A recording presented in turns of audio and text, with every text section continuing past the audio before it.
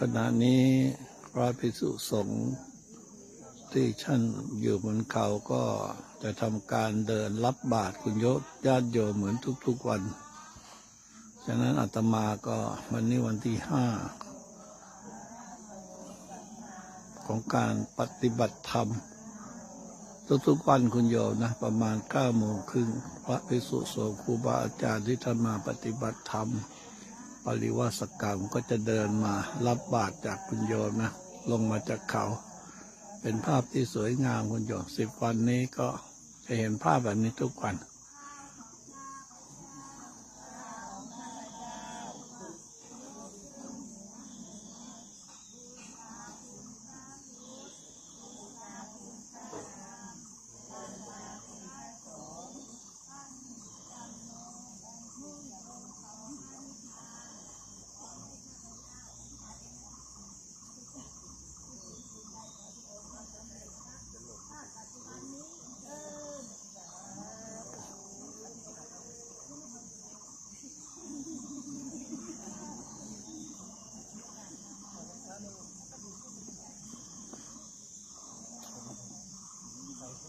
เอาเลยโยม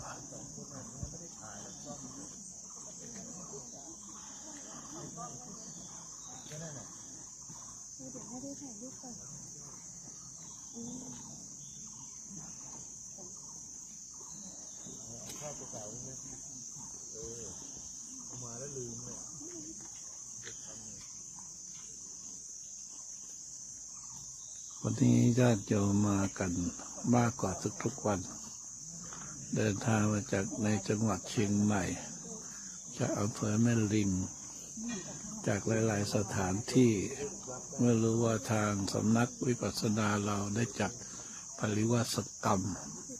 มีพระสงฆ์ครูบาอาจารย์มา100 กว่ารูปญาติโยมทั้งหลายก็เกิดความศรัทธาอยากจะร่วมบุญก็นำภัตตาหารข้าวปลาอาหารจตุปัจจัยขึ้นมาถวายก็น่าปิติน่าปลื้มใจสำนักจัดครูบาอาจารย์จัดญาติโยมจัดเกิดความปิติภูมิใจได้สร้างบุญกุศล1 ปี1 ครั้งก็เราต้องขออนุโมทนาบุญทุกท่านที่ได้ร่วมกันเพราะการจัดแต่ละครั้งต้องใช้ญาติโยมช่วยเหลือจตุปัจจัยมากทีเดียวคุณโยมใช้จตุปัจจัยมากฉะนั้นการเตรียมร่วมมือกัน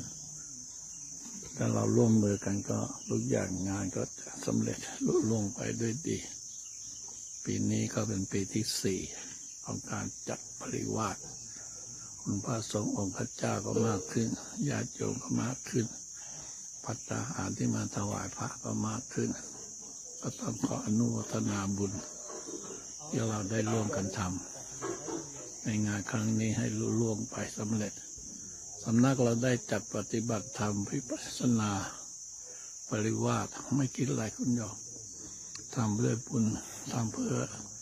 เสริมสร้างเผยแผ่พระศาสนาจริงๆแต่ละปีทำด้วยใจด้วยศรัทธายอมเสียสละทุกอย่าง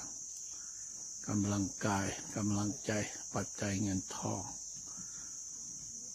ก็ต้องขออนุโมทนาบุญทุกท่านนะคุณโยมนะอยู่บ้านก็รวมกันสาธุสาธุสาธุอนุโมทนาบุญ